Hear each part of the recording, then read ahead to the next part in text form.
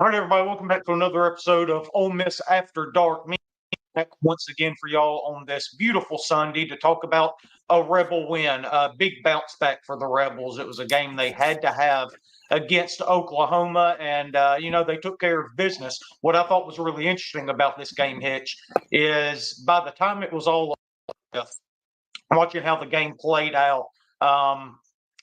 I started accepting the fact that this is possibly a new Ole Miss. We're looking at this team differently than you're probably used to looking at Ole Miss football. You're thinking of, high flying offenses, putting up all these yards, all of these points, outscoring people.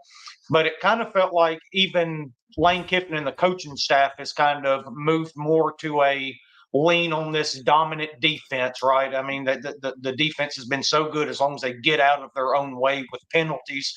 But man for man, it has been quite a show by this defensive unit. Offense obviously struggled a little bit in the first half. Rebels down 14-10.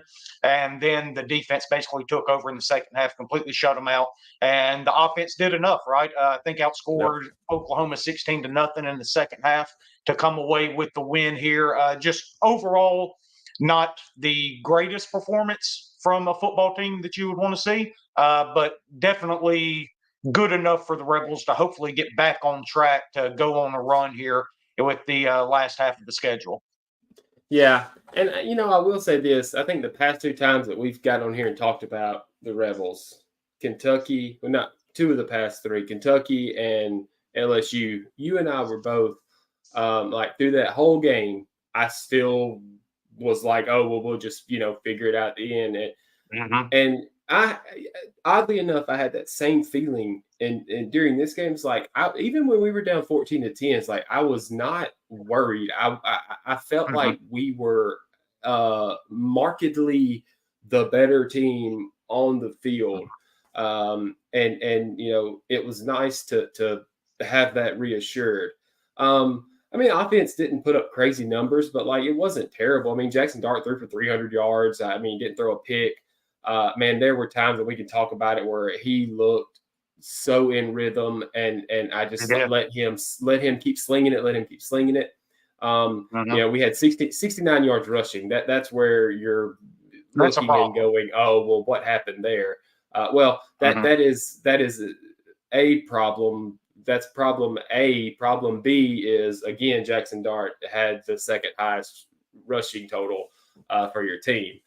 We can talk about that in a minute. But, yeah, I don't want to talk too bad because it was a big win, a big bounce-back win. And, man, that defense is so fun to watch. It is. Especially the front four or five, whatever that defensive line is, because they're at the end of the game. And then that was over. Jackson Arnold and Oklahoma did not stand a chance once the defense learned that it was passing situations, right? Like when they got to pin their ears back and go, Jackson Arnold and the Oklahoma offensive line stood zero chances. Yeah, 100%. And kind of like I said, as long as they stay out of their own way, this defense can dominate basically anybody. You go back to Oklahoma's first touchdown. They don't score that touchdown unless the defense gives it to them. That's set up by the horse collar tackle, right? That gives them a first down. Immediately following that's a face mask, which is another 15 yards. And then they almost throw a pick in the end zone. I think it's Trey Amos that goes up, catches the ball, doesn't get his feet down when he lands, though. He lands out of bounds, gives them another shot, and they end up punching it in there. But yes, this front seven, that's just what I'll go with. The front seven, the linebackers played really well. Suntarine Perkins is a guy, okay? He is my an man. An absolute dude, week in and week out. He's my favorite player on the team. Make plays, right? I mean, he ended up with 4 sacks, I believe it was. Let's see here. 11 4 sacks, 5 tackles for loss. Yep, that's it. I mean, and you just look at what he does. He's so athletic. Dodery played a really good game as well. He ended up with 10 tackles. But overall, I think this Ole Miss defense had 9 sacks. Is that right? Let's see. 4 from Perkins, 2 from Pegues. So, yeah, 10 sacks, you're right. 15 tackle for losses. 15 tackle for losses. That's absolutely a dominated.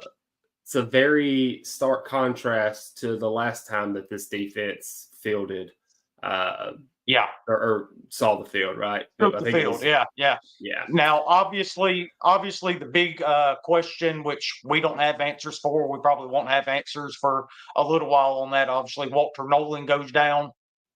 I was really concerned when I saw that with the way it happened, the way they started looking at his knee.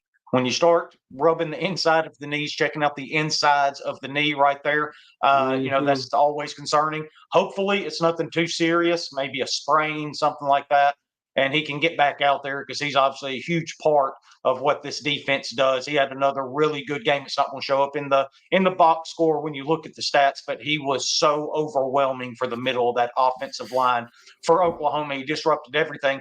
But besides that, look at JJ Pegues. He had an incredible game. Jared Ivey was all in the backfield all game long, right? Had a really, really good game.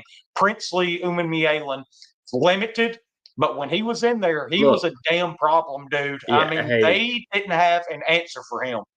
I was just sitting here hoping that you wouldn't say his name so that I could sound smart and bring him up, because you know he didn't play against LSU, right? Mhm. And we just said this defense looked completely different, or that defensive front looked completely different. And I mean, it's just with him in there at a limited bit. Still 3 tackles, 2 sacks, 2 tackles for loss, and in the grand scheme of things, right? Those sacks were big where they happened at during the game. And so, yeah, he was just unblockable at times. And that's just how much he means to this defensive line. You can see the difference from last week when he didn't play to this week when he played just a little bit. Yeah, and just another guy that played really well, Corey Coleman, a guy that we don't talk about a whole lot, but he's been really consistent every time he's gotten an opportunity to get in the game. He has 8 more tackles. Again, nothing flashy, but when he gets to the guy, he's going to get him down to the ground. So all of that to say, I think this is a new Ole Miss football team. We have to change the way we think about it from the fact that we need to win on defense, and I think we did a really good job of that in the second half. The first drive of the game for this offense, obviously, you actually texted me this. We come out and all these 2 tight ends. Obviously, we don't have Trey Harris. First 2 completions of the game, one to Prescore and one to Daquan Wright, really started featuring the tight ends. And but you said, okay, let me see it in a non-scripted drive, right? Mm-hmm. And then the rest of the first half happened after that, and you couldn't Yeah. get anything going. But I thought they did a really good job in the second half of playing to that defense, giving that defense a chance to rest, a chance to get their breath and get back out there and dominate the way that they did. And so I think we have to change our mindset of we're not going out and outscoring everybody. We're not going to put up 40 points a game. All we need to do is go put up 25 points. If we get to 30, we probably won't ever lose again because of how dominant this defense has been. Yeah, and I mean it's a nice thing when you think about it, because a lot of times when you have a defense that is good, like this that is dominant, right? The offense suffers because of that. Look at let's say Duke, right? I mean Duke is 6-2, 7-1 now, Mm-hmm. whatever. Their offense isn't good, but when you look at their defense is really really good. And there's a Mm-hmm. lot of teams that and it could flip the other way. If your offense is high powered, then your defense might struggle. Ole Yeah. Miss is in the unfortunate situation where their defense is really good, but their offense can put up numbers as well. So Yes. you have, yeah. Mm-hmm. So it's a really nice. I'm not going to say problem, but it's a really nice thing whenever you can. When your offense is struggling, you can rely Mm-hmm. on your defense to keep you in the game. And all you know is if I get one big play, if we hit one big play, we're right back in it. Yeah, yeah, and look, this wasn't a bad game from the offense. I thought they were totally fine. They did what we've been talking about for the last several weeks. When Trey Harris goes out, they look completely incompetent out there, right? They can't move the ball, they can't hit the big play. Well, look, you hit Jordan Watkins for that big touchdown down the field, right? And then you have Caden Priest scoring 5 catches, 71 yards. There Watkins he goes is. 4 for 59. Caden Lee 4 Daquan for Wright had a couple 59. catches. Daquan Wright 3 for 54. Juice Wells 3 for 39. Really spread the ball around. They weren't focused on one guy. If you remember back in that LSU game when Trey Harris went down, the only thing that we were doing the entire time without Trey Harris was plugging Caden Lee in Trey Harris' spot and just feeding him, which is fine. Yep. I think he is a great player, but you've got to be able to spread this ball around. Jackson did a really good job of that. Had that really good scramble on third down where he gets outside the pocket, hits Micah Davis, right? What a A throw. guy that's kind of forgotten about in this offense a little bit, but he can make plays for you. And like you said, great throw by Jackson ends up leading him away from the defender upfield. Micah makes a really great adjustment to extend that drive. So overall, this offense did some really nice things. The rushing numbers are concerning. Obviously, we need to be able to run the better. Maybe that comes with getting Ulysses Bentley more than 5 carries would be my guess. That's where I'd start at least. And but yeah, overall, I think the offense did enough to win. They leaned on the defense, and they ended up winning by double digits, a game that they should have won, needed to win, and now they've got to turn their focus to Arkansas team that's coming off a really dominant win in Starkville this past Saturday as well. Yeah, for sure. I mean, I think getting the tight ends involved has been something that, I don't know, not just us, we've talked about. I've heard a lot of people talk about, why aren't we doing that? And, it just really seems to be like, or it feels like that offensive set has been successful the most. And I know that you can't do that all the time, but I would like to see us do it more often. Right? Bentley needs to have more carries than Jackson Dart. I don't think I'm breaking any new ground there. I still don't understand that. And then something else that yesterday that got under my skin is the amount of times that we were in 3rd and short and we tried to run it, got stuffed, maybe even lost some yards, a half yard or whatever, and then on 4th down, go for it and do the same thing. I know it happened at least 3 times, and one of those times you have to do something different.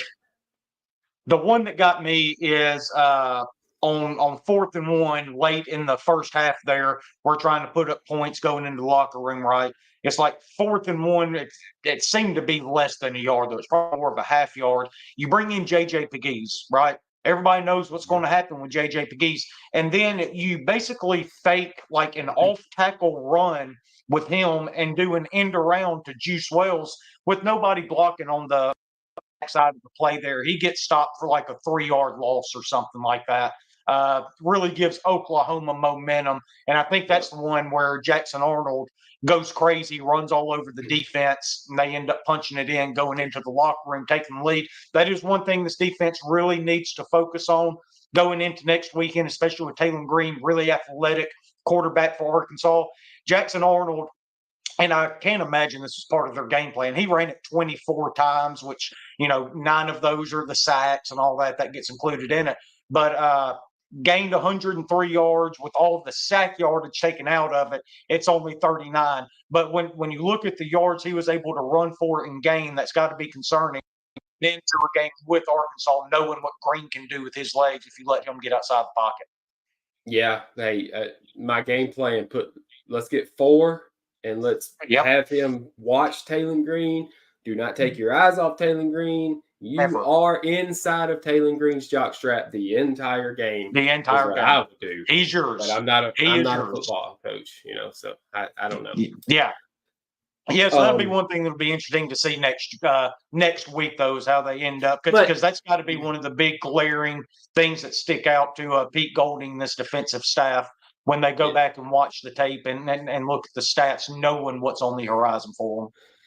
Yeah, and going back to the short yardage situations, this Oklahoma defense is very good up front, and I mean, 69 yards is not out of character for what they allow for the year, right?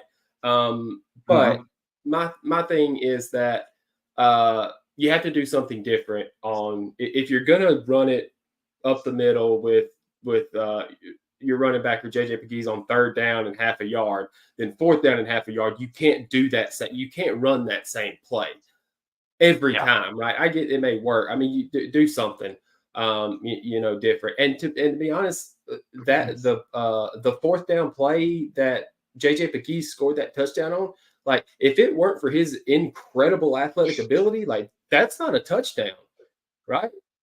He got stopped. He got stopped at the line, and he made an incredible play for someone his size with a spin move and the ability to stay off the ground and get into the end zone.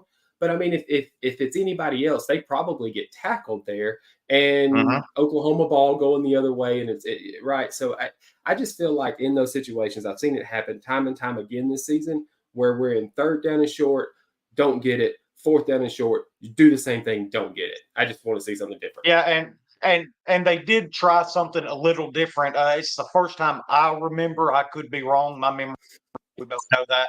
But we did see some true wildcat type formations in those short yardage situations with Parrish taking the snap instead of Pegues, right? Getting a true running back there to handle it. And look, that's not overly different than what you're talking about, but I guess at least they are trying something different there. But I agree. You've got to be better short yardage and in the red zone in particular. You cannot keep getting out of the red zone without getting it in the end zone. And as good as this defense is, I'm all about going for it, right? I want 6 instead of 3, but I'm starting to change my mind a little bit, starting to move more towards the side of, okay, take points every single time they're available. If it's 3, take your 3, put your defense back out there, and let them get you another stop. So, yeah. And one more thing about the defense before we go on. One more thing about the defense that I want to praise, if that is an okay word to say on this Sunday afternoon. 8 for 18. Oklahoma was 8 for 18 on third down conversions. Now, the reason I bring that number up is because in the first half, Oklahoma was 7 for 9 third down conversions. Oh, wow. Right. And so the defense steps up there in the second half, and they go 1 for 9 in the second half. So I mean that's another reason that we won this game 26-14. Yeah. Just another thing that the defense was able to get Oklahoma off of the field. And even when they weren't able to get them off the field on third down, they still were only 2 for 5 on fourth down. So the defense stepping up there and doing a good job of getting the ball back to the offense. Yeah, that's a good point. We'll go ahead and move on, take a look around the SEC, see how things shook out around the league. Obviously, we just talked about Ole Miss and Oklahoma, which is the first game of the day.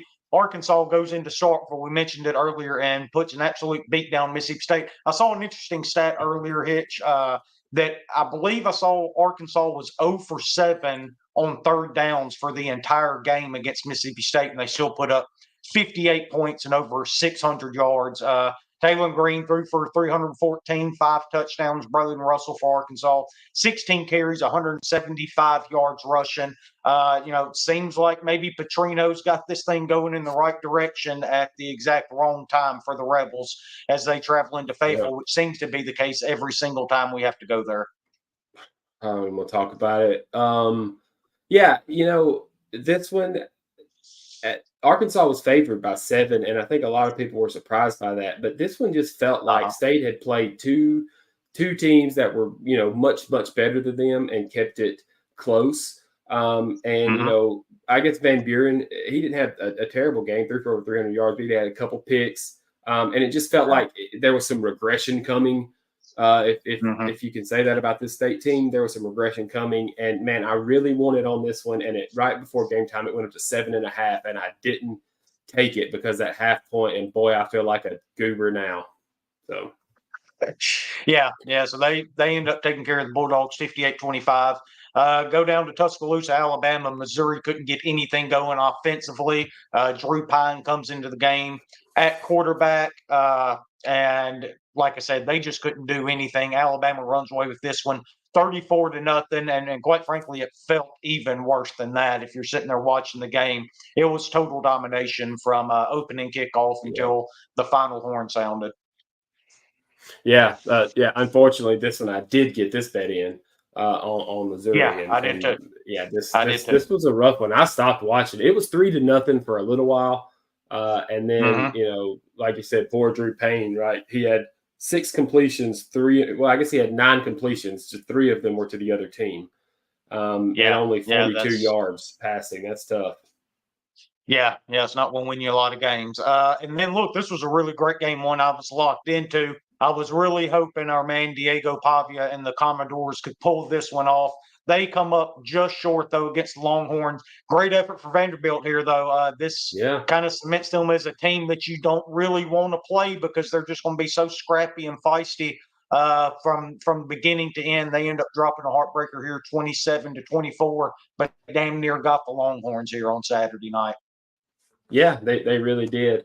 You could see it on Diego Pavia's face. I think it Yeah. was 24-17, and he was on the sideline at talking to the coach, and like you could see it on his face. There was a bit of like not cockiness, but a bit of confidence that he wasn't scared at the moment.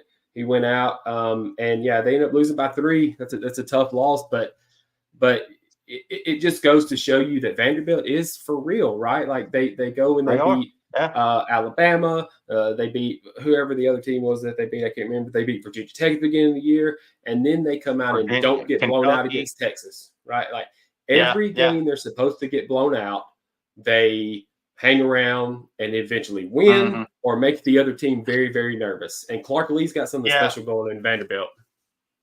Yeah. And it's funny too because you look at how close Vanderbilt is to being 8-0 and undefeated, and Lord knows what they're ranked. Right? You have that inexcusable loss to Georgia State, right? Mm-hmm. Just a real letdown game. They should have won it, didn't. They're a missed field goal away from beating Missouri earlier this year. Goes to overtime, end up losing there, and then a 3-point loss at home to a number 5 Texas team. They're really close to having a really good year, but that's not how it works. And right now they're 5-3, 2-2 in the SEC, but nobody wants to play them, I assure you. Really interesting game here, the way it ended up playing out. Uh, a game me and you and Chad all really liked. We thought LSU was the better team here. They were catching 2.5 points. And look, at halftime, it's a 17-7 game. And then A&M comes out in the second half and outscores them 31-6 to close the sucker out, 38-23. A&M's in a position right now. They're 1 after dropping that first game of the year to Notre Dame. 5-0 in the conference, though. And I think they've got like South Carolina, Auburn, New Mexico, and then they welcome the Texas Longhorns Mm-hmm. into Kyle Field to end the year. A&M's in great shape to make a run at this 12-team playoff with the way their schedule sets up. Yeah, I mean, I think that game on whatever the 30th, right, is Mm-hmm. I'm not going to say a play-in game, but it's probably a seeding game, if nothing else, right? I mean, you got to think they're Mm-hmm. going to beat South Carolina, beat New Mexico, beat Auburn, Mm-hmm. and man, And every time I see Texas A&M 7-1 before yesterday, I think, where did this come from? I'm shocked that they have 7 wins. yeah. But you and I talked about it at the beginning of the year, right? It kind of happened opposite of how we were saying it might happen. But we were like, Mm-hmm. their schedule sets up for, pretty nicely for them to Yep. hit that, whatever it was, 8.5 over. We said if they beat Yeah. Notre Dame, they can, do some stuff. They end up losing Notre Dame, but They they've can run the run it. table Yeah. since. Mm-hmm. Yeah, I actually ended up on Texas A&M in this one, like right at game time. Oh, really? I just thought after watching us and LSU play last or 2 weeks ago, and it not being at night in Baton Rouge, Mm-hmm. and I thought, man, if they get any pressure at all on Garrett Nussmeier, I think that they might be all right. And I got lucky. Mm-hmm. Truthfully, I got lucky. That happened.